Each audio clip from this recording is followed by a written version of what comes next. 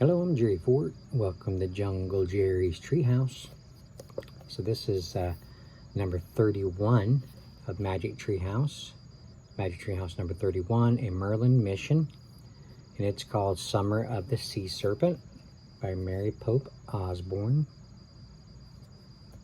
Excuse the light in my eyes. I'm watching a couple uploads, making sure they keep going. Sometimes I have trouble with it uploading. I have to keep kind of like babying it along, you know. So I'm just making sure it stays going. All right, so let's see what this one's about. In a land lost in mist, in a time before time, there is a powerful sword of light. Now Merlin the magician needs that sword for the good of all Camelot. But who can go on this dangerous mission? Merlin turns again to Jack and Annie, two modern kids with a lot of experience with history, mystery, and magic.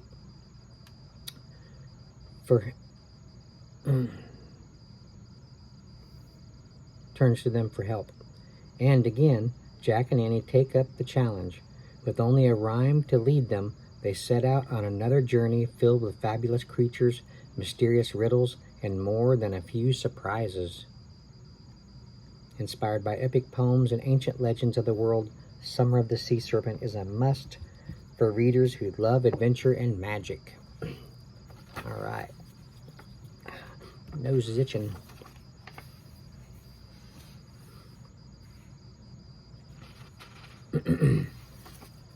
Let's see.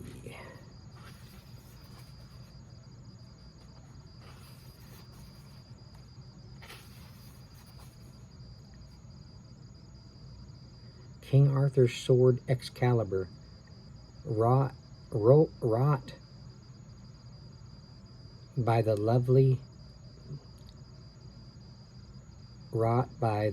lonely maiden of the lake.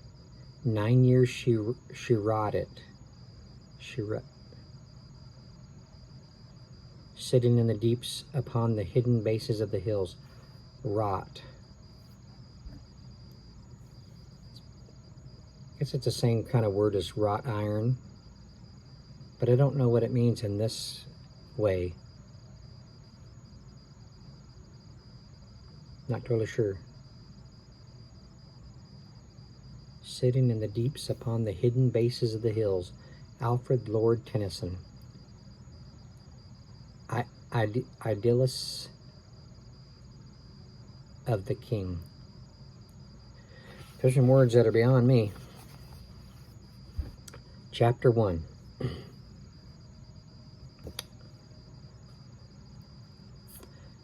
Chapter 1 is called Summer Solstice. Jack was sitting on the porch reading the newspaper.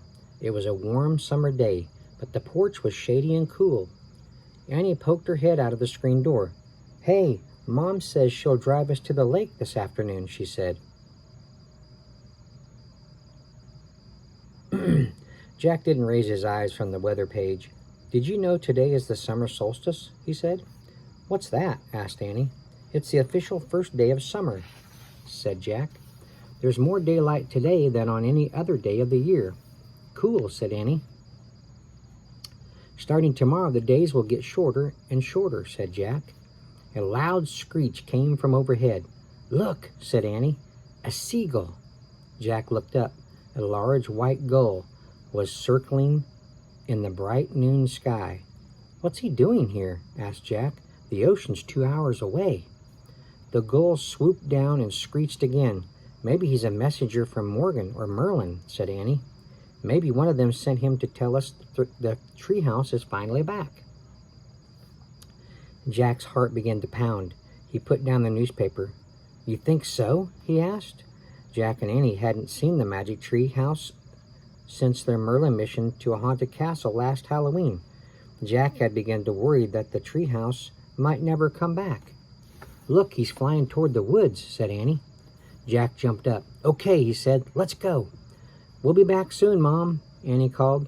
Then she and Jack dashed across their yard. They ran down the street and into the Frog Creek woods. The shady woods were dappled with sunlight. The air smelled fresh and clean. Jack and Annie hurried past the leafy trees until they came to the tallest oak. High in the oak branches, the magic treehouse was waiting for them. Wow, Jack and Annie said together. The treehouse looked exactly the same as when they'd last seen it. Annie grabbed the rope ladder and started up. Jack followed. When they climbed inside the treehouse, no one was there. Look, our royal invitation is still here, said Annie. She picked up the card that had taken them to Camelot on Christmas Eve. And our leaf from Merlin is still here, said Jack. He picked up the yellow autumn leaf that had sent them on their Halloween mission. This is new, said Annie. She picked up a pale blue seashell. The shell was shaped like a small fan. There was writing on it. Hey, this looks like Merlin's handwriting, said Annie. We must be going on another mission for Merlin. She read aloud the message from the magician. To Jack and Annie of Frog Creek, on this summer solstice journey to a land lost in mist, to a time even before Camelot, follow my rhyme to complete your mission. Signed, M. Annie looked up. What rhyme? She said. Let me see, Jack. Let me see. Jack took the shell from her and turned it over. On the other side was a poem. Jack read the poem aloud. Before night falls on this long summer day, a shining sword must find its way into your hands and out of the gloom, or Camelot's king shall meet his doom. To begin your quest for this sword of light, call for the help of the water knight. Then pass through the cave of the Spider Queen. Spider Queen? Annie interrupted. She frowned. Spiders were about the only thing she was afraid of. Don't think about it now, said Jack. Let's keep going. He read on. Pass through the cave of the Spider Queen and swim with a Selkie, clothed in green. Enter the cove of the stormy coast. Dive neath the cloak of the old gray ghost.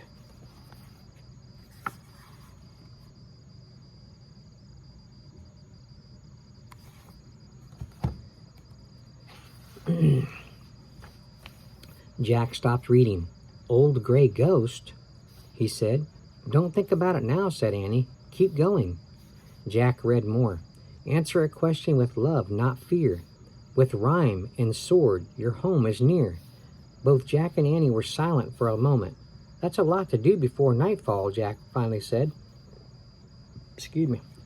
Yeah, said Annie, and I'm a little worried about the spider part. And the ghost part, said Jack.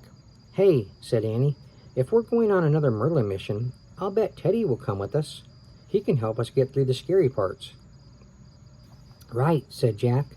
Just hearing Teddy's name made me feel braver. So, said Annie, onward? Onward was Teddy's favorite word.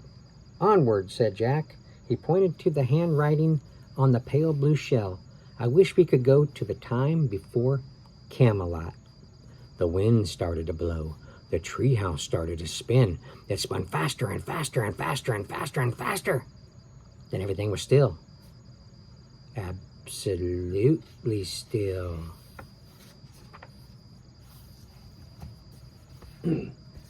There.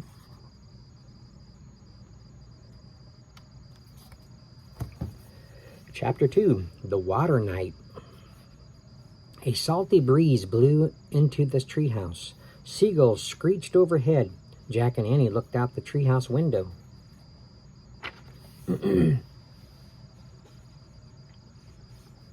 They were high in the branches of a gnarled old tree. The tree was on a sea cliff beneath snow-capped mountains. The mountains overlooked a rocky coast. There was no sign of human life anywhere.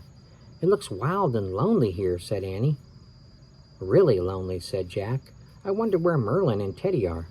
I don't know, said Annie. They were in the trunk of our tree last time. Let's look for them in this one. She climbed down the rope ladder. Jack crammed the seashell in his pocket and followed her. Merlin? Annie called. Teddy? Jack and Annie circled the gnarled tree trunk, but there was no sign of an entrance into the magical chamber of Merlin the magician. They circled the tree again. Jack tapped the bark in several places. I have a feeling no one lives inside this tree, said Annie. I think you're right, said Jack. Maybe they're down by the water, said Annie. Annie and Jack walked a few feet to the edge of the sea cliff and looked down at the rugged coast. They saw 3 coves separated from each other by rocky cliffs. The cliffs were filled with shadowy crags and the dark mouths of the caves. In the first cove, sunlit water flowed from the open sea through a small space between the cliffs, then washed onto a pebbly shore. The second cave was smaller, but looked much like the first. The third cove was different. The farthest away, it was surrounded by a ring of bright green hills. A thin white mist hung over its milky green waters. "I don't see any sign of Merlin or Teddy," said Jack. "I guess we'll have to get started without them."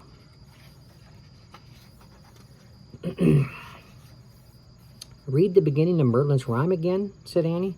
Jack took the shell from his pocket and read aloud. "Before night falls on this long summer day, a shining sword must find its way into your hands and out of the gloom, or Camelot's king shall meet his doom." Jack looked up at the sky. The sun was almost directly overhead. "It must be around noon now," he said. "We don't have much time," said Annie. "What do we do first?" Jack looked back at the rhyme and read aloud. "To begin your quest for this sword of light, call for the help of the water knight." "Oh, easy," said Annie. "It is?" said Jack. "Sure," said Annie. "If he's a water knight, he's probably down by the water." She started down the steep rocky hill that led to the nearest cove. Jack stuffed the shell back into his pocket. "But who is the water knight?" he yelled. "Who is the water knight?" he yelled as he followed Annie. "It doesn't matter," she yelled back. "We just have to go down to the water and call for his help." They climbed over the large boulders toward the cove. The boulders were slippery, but Jack's sneakers kept him from sliding. A damp breeze blew from the sea that made his skin and clothes feel clammy. When they got to the shore, Jack wiped the mist off his glasses and looked around. The wide beach was covered with silvery pebbles, shells, and rows of sea foam. Sandpipers and gulls picked at tangled ribbons of soggy seaweed. "The tide must be out," said Jack. He studied the cliffs above the cove. "I don't know how a knight can get down here. A horse could never make it over all those rocks." "Let's just do what the rhyme tells us," said Annie, "and see what happens." Annie stretched out her arms. She closed her eyes. She raised her head toward the sky and shouted, "Oh, water knight, whoever you are, come here and help Jack and Annie." "Oh, brother," Jack muttered to himself. Suddenly they heard the wild cries of the seagulls. "Jack, look," said Annie. She pointed toward the middle of the cove. Seabirds were screeching and flapping above a giant swirl of spray and foam. The swirl was spinning just above the surface of the water, headed toward the beach. "Wow," said Annie. She took off running across the sand. "Come back," shouted Jack. "No, come look," said Annie. Jack hurried to the edge of the surf. Through the blur of spinning spray and foam, he saw the silver helmet of a knight appear above the water. He saw silver breast armor. Then a strange creature burst through the surface, carrying the knight on its back. The creature had a horse's head and neck and front legs, but instead of back legs, it had a long silvery fish's tail. With the water knight on its back, the horse creature half galloped and half swam through the cove. Seagulls shrieked wildly overhead, following the pair toward the shore. As the knight drew close to the edge of the water, he looked straight at Jack and Annie. He raised his gloved hand and beckoned to them. "Okay, we're coming," cried Annie. She started pulling off her sneakers. "Wait, let's think about this," cried Jack. "We don't have time," said Annie. "He wants to help us. He's like the stag that came for us in Camelot." "No, he isn't," said Jack. "He's much weirder." But Annie tossed her sneakers onto the rocks and splashed through the shallow water. The knight held out his hand and helped her onto the strange horse creature. The creature slapped its fish's tail against the water, sending up a fountain of spray. "Come on, Jack," Annie yelled. "We can't waste time."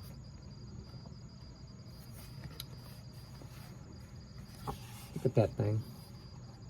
I don't think I've ever seen a creature like that before in any movie or book or Just pictures alone, I've never seen one like that.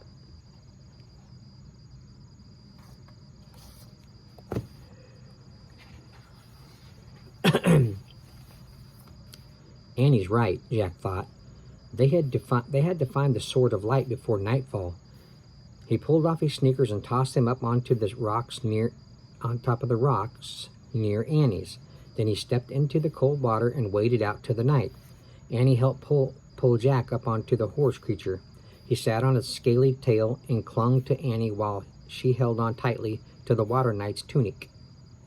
The silvery fish's tail slapped the water. A shower of spray rained down on Jack. He closed his eyes. "Onward," he said faintly. The water knight turned away from the shore. With more slaps of his tail, the horse creature began galloping and swimming across the cove. The seagulls shrieked wildly as they swooped after them.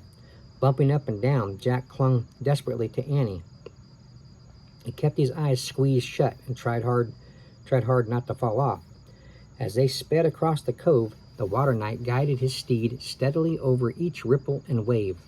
The bumpy ride soon turned into a smooth one. "This is great," cried Annie. Jack opened his eyes. With the wind and spray whipping his face and hair, he began to feel more excited than scared. "I'll bet he's taken us to the Sword of Light," cried Annie. "We'll be done with our mission in no time." That would be too easy, thought Jack. But as they sped over the waves, he grew hopeful. Maybe she's right. Maybe it will be easy, he thought. Not all of our missions have to be hard. But what about the rest of the stuff in the rhyme? What about... Before Jack could finish his thought, the strange horse creature stopped and reared up. Jack and Annie tumbled over its fishtail and splashed into the cold water. They sank for a moment and then bobbed back up to the surface. Frantically treading water, they looked up at the water knight and his horse. The knight lifted his arm into the air. He pointed to a pile of boulders near the base of a nearby cliff. Then he spread the fingers of his gloved hand in a gesture of farewell. "Bye, thanks," shouted Annie. The horse creature slapped its fish's tail, and took off in a fountain of spray and foam. With the gulls circling above them, the mysterious pair whirled toward the passage between the cliffs that led out to the sea. In a moment, they vanished into the open water beyond. See if we can get one more chapter. Chapter 3. Cave of the Spider Queen. Uh-oh. Gentle waves rippled through the cove as Jack and Annie swam to the foot of the cliff. They pulled themselves onto the boulders. Soaking wet, they sat for a moment in the warm sunlight and caught their breath. "That was so cool," said Annie. "Yeah, but why?" Jack gasped. "Why did he dump us way out here? What do we do now?" "Check the rhyme," said Annie. "What happens after we call for the help of the water knight?" Jack reached into his pocket and pulled out the seashell. He read aloud. Excuse me. "Call for the help of the water knight, then pass through the cave of the Spider Queen." "Oh, right," said Annie. She took a deep breath. "Spider Queen." "Sorry," Jack said softly. "But don't worry. Maybe the Spider Queen is just a person. Maybe the Spider Queen is her nickname." "But what if she's half a person and half a spider?" said Annie. "Like the Raven King was, half a man and half a raven." Jack shuddered at the memory of the monster on their last Merlin mission. "Don't think about that," he said.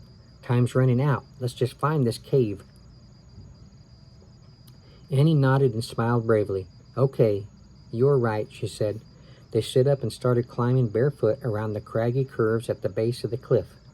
As they rounded a corner, they both gasped. In front of them was the mouth of a cave. The mouth was covered with thick, sticky white ropes. The ropes were woven tightly together in a crisscross cobweb pattern. "If that's a spider web, we're in big trouble," said Annie. Jack tried to sound calm. The size of the web doesn't actually tell us the size of the spider," he said. "Plus, I once read that no spider on Earth is bigger than a dinner plate." "Yeah, and no horse on Earth has a giant fish's tail either," said Annie. "Good point," thought Jack. "Let's just concentrate on finding the Sword of Light before nightfall," he said. Jack picked up a stone the size of a softball. He hurled it toward the mouth of the cave. The stone sailed through the giant cobweb and into the cave, pulling the sticky rope-like strands down with it. Jack turned to Annie. Ready? He said. She didn't move. Jack took her hand. Don't worry. I won't let any monster spiders get you, he said. He nodded toward the mouth of the cave. Onward? Onward, Annie repeated in a small voice. Then together she and Jack stepped over the fallen web and entered the cave of the Spider Queen. Inside the cave, the walls were black and shiny. The ground was wet and slippery under their bare feet. Yikes, Annie said, jumping back. A pale pink crab scuttled sideways across the rocky floor. Don't be afraid, said Jack. That's not a spider. I know, said Annie. Sorry. As they went deeper and deeper into the cave, it grew darker and darker. Finally, Jack saw a faint light coming from a wide-arched passage. That way, he said. See, there's the rock he's throwing into the big web, the mouth of the cave.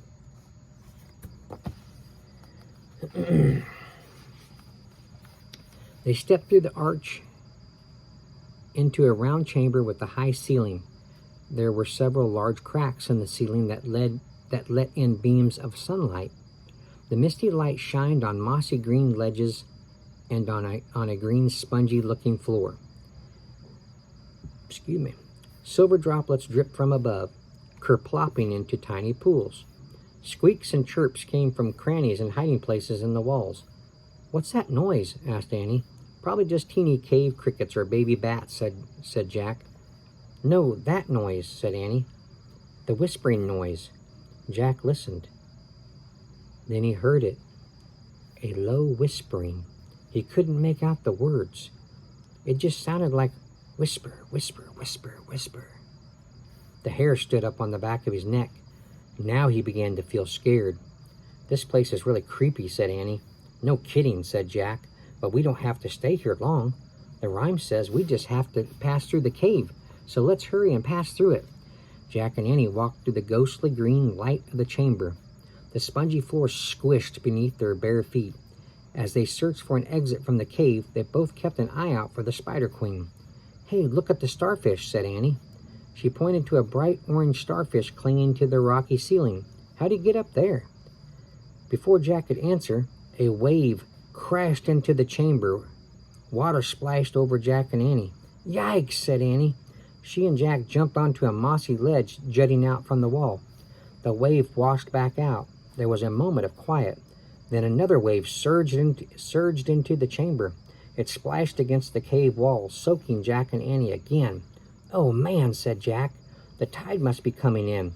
Soon this whole cave will be flooded. The wave receded. Means it drew back out of the cave.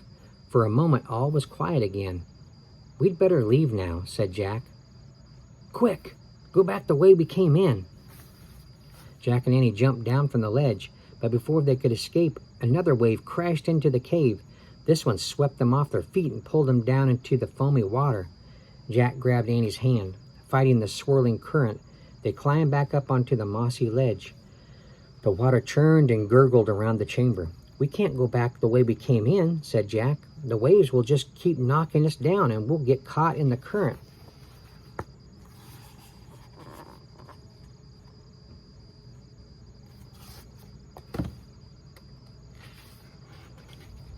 Maybe we can get out through that crack, cried Annie. She pointed to the widest crack in the cave ceiling. It was high above the swirling water. It's too high, said Jack. We can't get up there. He looked frantically around the flooded cave, searching for another way out. Suddenly he froze in horror. Clinging to a ledge near the ceiling crack was a Spider Queen. She had 8 red glowing eyes. She had 8 long hairy legs, and she was much bigger than a dinner plate. The Spider Queen was bigger than Jack. Ah! All right, where are we at? 24 minutes? Okay, we're going to stop there. Chapter 4 says web walk. So I guess they got to walk on a web. Let's mark this spot right here. All right, that was part 1. What do you think about all that? Kind of scary where they're at right now inside that cave, and then there's the Spider Queen. They don't know if she's nice or bad. So all right, we'll end it there. Thanks for watching. Thanks for listening. I appreciate it. Stay tuned for part 2, and we'll see you on the next one. Bye.